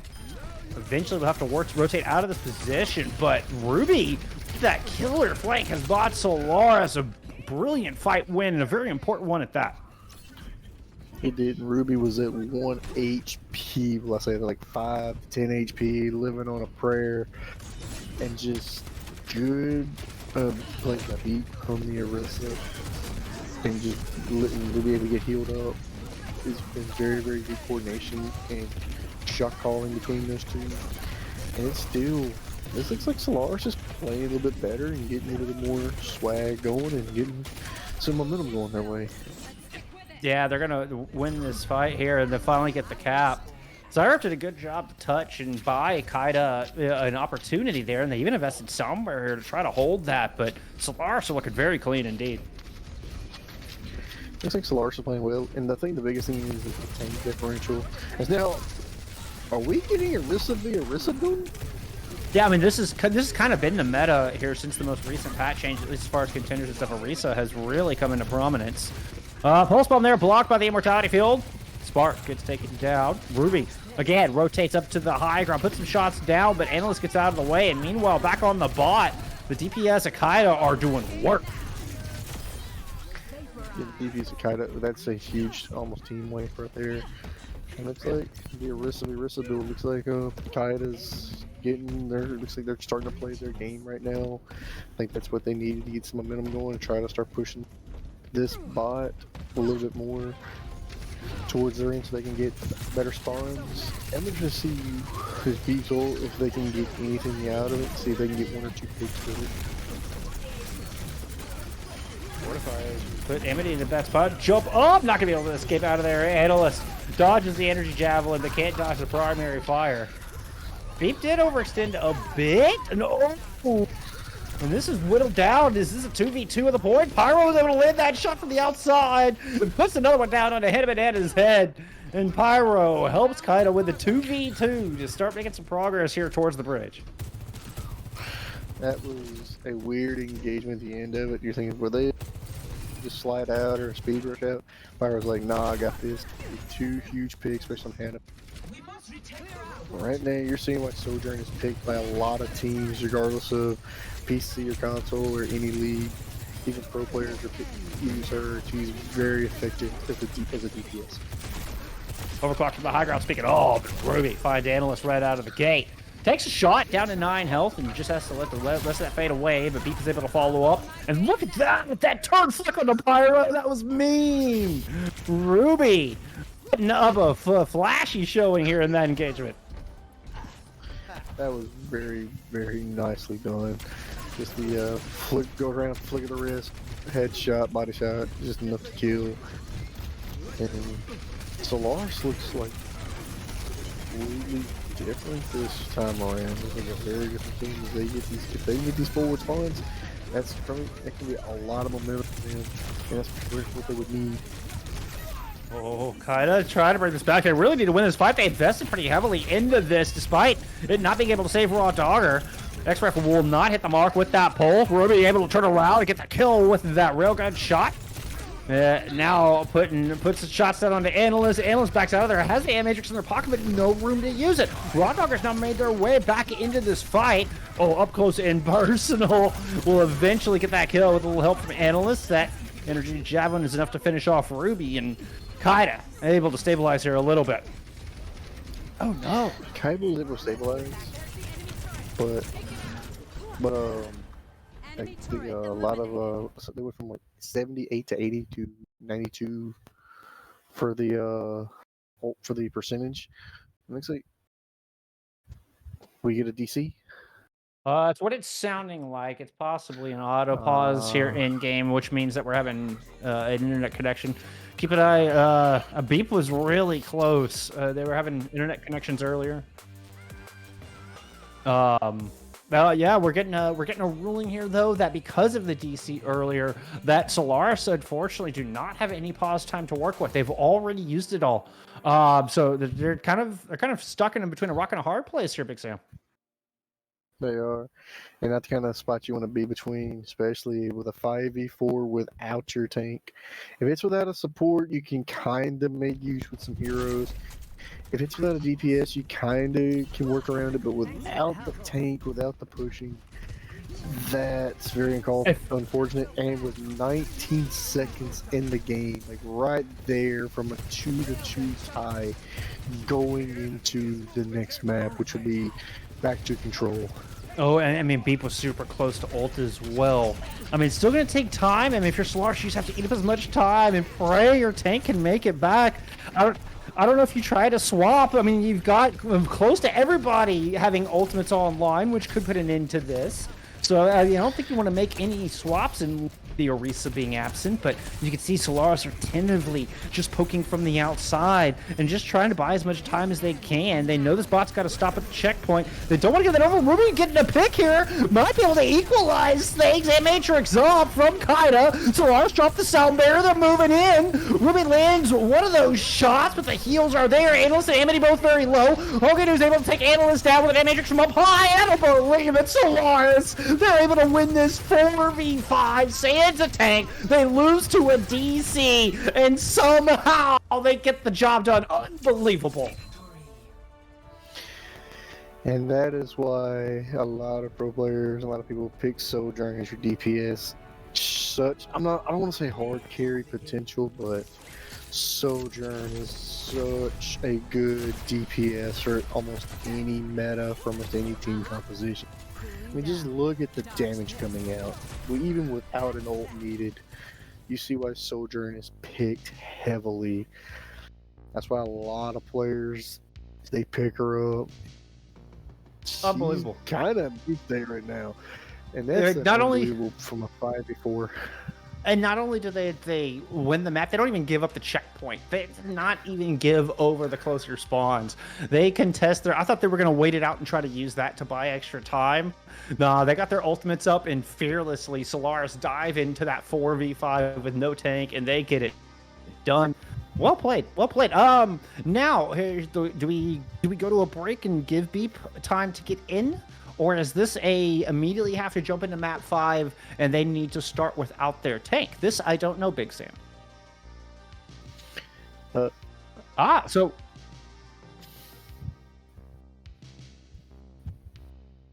okay, so we have gotten an official ruling.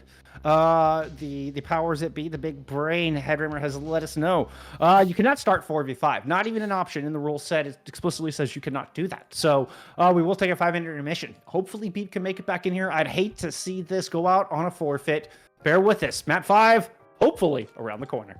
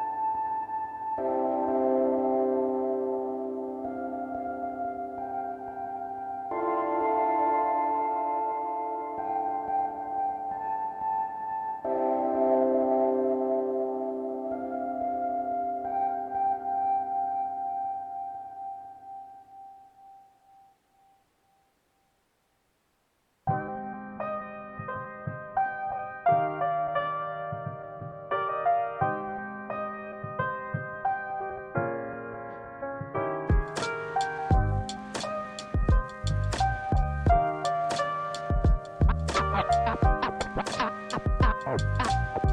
not crazy, Malin. I'm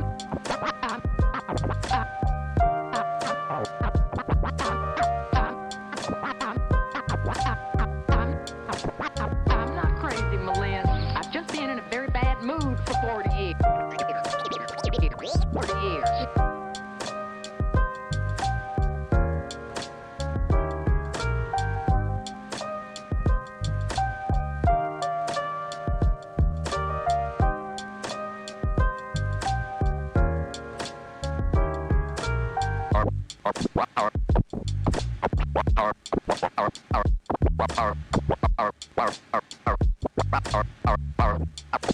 Carpe diem.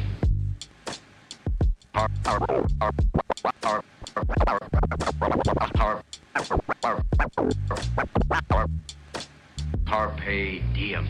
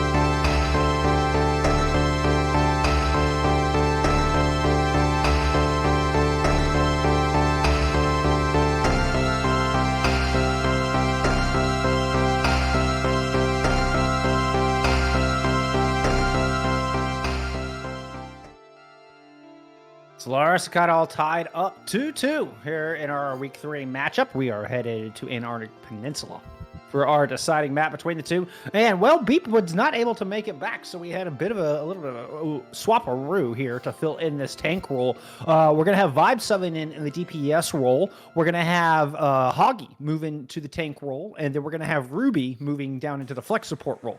So just a little bit of musical chairs there to kind of, make the best of a bad situation, I suppose. Yeah, sometimes you have to do it. You don't really want to do it, but hey, sometimes things happen in games. So the guy that has captained and coached many teams to championships in the leagues, you gotta adjust on the fly and move people around. So it's nice to have players with wide map pools. So it kind of comes with the territory, and let's see if Solaris can use that. Come out the gate swinging in this control map, and whoever wins this, whether it be 2 maps or 3 maps, will win this 3-2.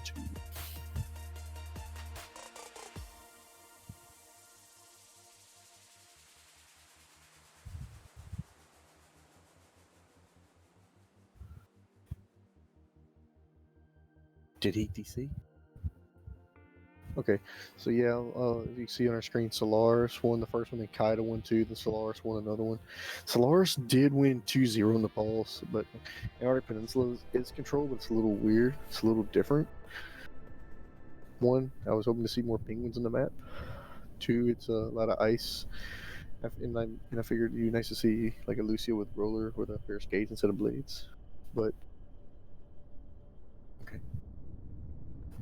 Yeah, my back. I don't know. It's a light internet issue there for a moment, but hey, it's all good. We're back in here. Ready to get a map 5. And very interesting team composition. Very interesting. Oh, I mean, I wouldn't put too much stock in this just yet, but yeah, the Solaris comp looks like we could probably put a little bit into that one.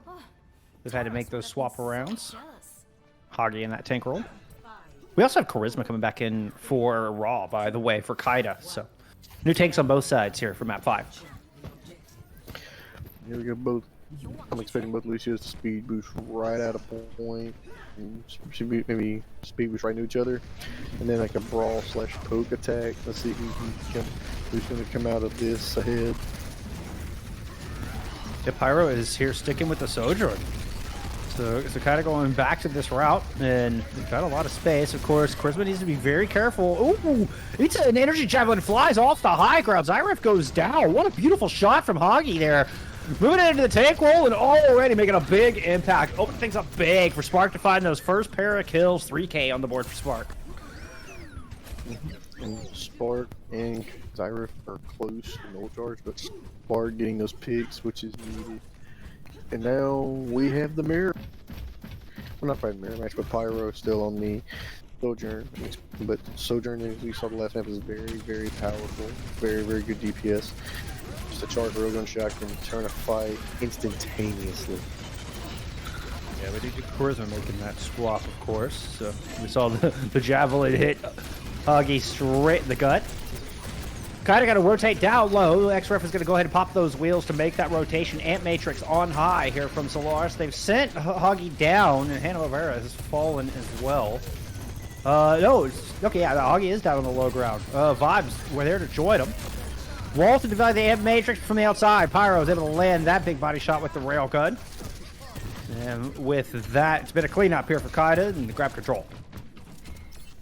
Yep, like I said, that Sojourn, that charged railgun headshot or body shot is so devastating if it comes off clean and no shield or anything. It's a lot of damage coming at you. I'm looking at Zyrus though. Let's see what they're going to try to do with this ult. Spark is the ult. Let's see which one comes out first, or if both of them are going to come out at the same time.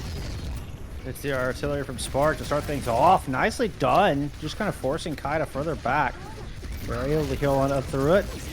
There's the wall. There's the blizzard. How did it not get eaten? Oh, Charisma looked like they had it, but alas, no. And this out barrier will not be enough. That was pixels away from Blizzard being gobbled right up or a complete team wipe, and it goes the latter. Yeah, that was a good engagement. The May walls, they stopped right there. The Blizzard could not get eaten, and just good follow through. But if you're Kaida, you got 3 ults you can play with and use right here. Solaris, you're just gonna have 3, but one of them's is the DPS ult with the Sojourn, and that's gonna be a game changer if they can get some picks or good damage coming off with it. Oh, Charisma's in trouble. Going in deep, looking for that Terra Surge, and we'll find it is rewarded. Amity comes in over the wall to provide the support needed, and Charisma fearlessly is able to just spear right into the backline of Solaris. Yep, just the spear is such a huge part of that kit. If for the Arith, it's a nice little chunk of damage, and it pushes them back. So it's, Charisma's done very, very good, especially during that engagement. I believe it killed the immortality field, so that's what made it do a lot of damage and a good follow through. I love Kaida to flip the points, but as we approach now 78 to 66, you maybe have 1/2 team fights left, I think. Spark lands the grenade through the Ant Matrix. Oh my goodness, that was awesome. Got a quick double kill. Starting off that fight with a bang. Yeah, that was absolutely being recorded. You bet Spark had to stop and highlight themselves. You bet. We saw you, Spark. Well done, well done. And now Spark has the ult. So if Kaida goes to get on this point and brawl or attack, that ult could be devastating against Kaida in this push right here. That is the last thing they want. Oh, well, Solaris is coming out now. Ruby falls in the meantime, and the only thing Artillery got was the Immortality Field. Bomb into the back, and Analyst had nowhere to run. That one's going to finish him off. Javelin will knock Spark back, but there's no follow-up to it, and Charisma is very low. Pops that Fortify, gets a bit of extra health, but it's just delaying the inevitable here.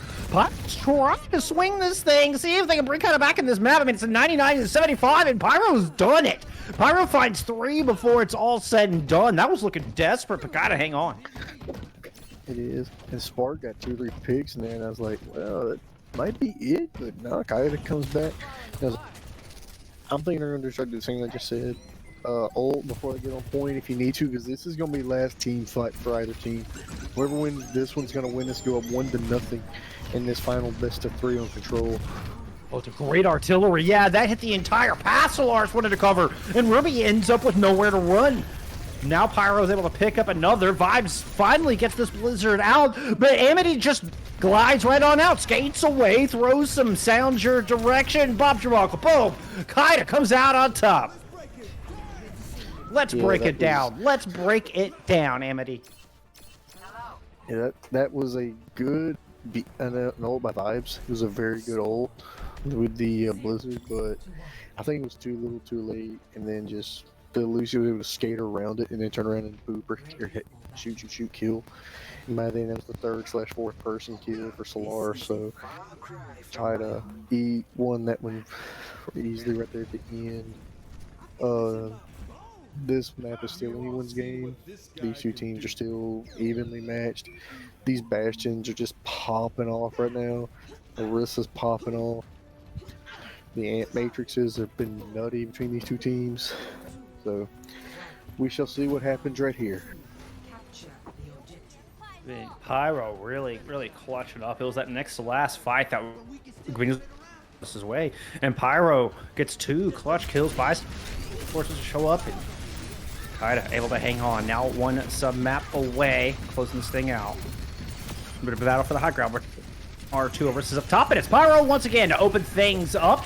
That wall blocked them for a moment, but not before they're able to land that rail onto Spark and bore a big ol' hole through the Bastion and through the ranks of Solaris.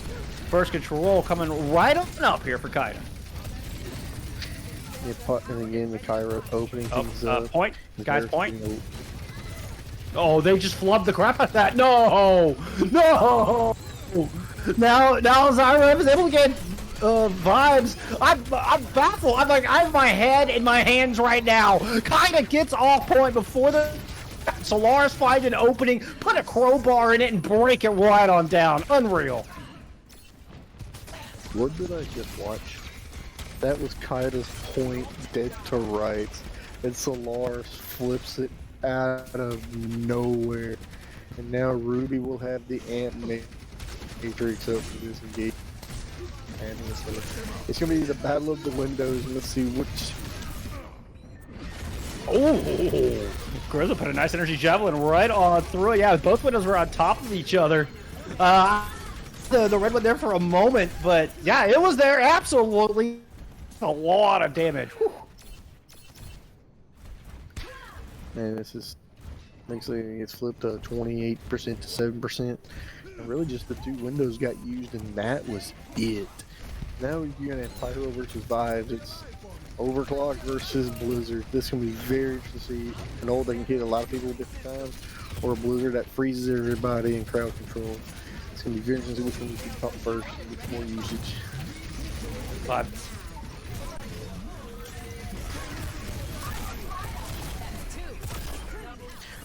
So it looks like, oh, that's a huge, is that almost a team wipe? No, Vibes is still up, and Vibes does go down, but that's a team wipe very last second.